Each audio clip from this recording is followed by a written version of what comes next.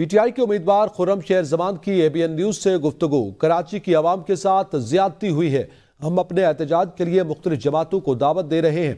पूरे पाकिस्तान में शर्मनाक धांधली की गई। कराची से फॉर्म 45 के मुताबिक एमक्यूएम एक सीट से कामयाब नहीं हुई। खुर्रम शेर जमान का मजीद क्या कहना था, आइए सुनते हैं।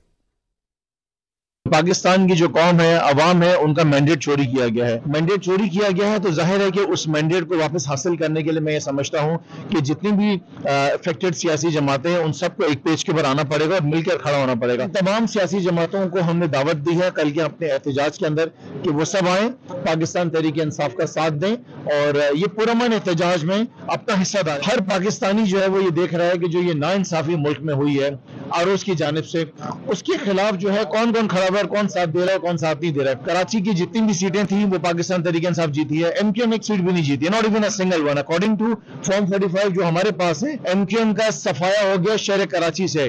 उन्होंने तो हाथ जोड़े कि बस भाई और हमें नहीं चाहिए।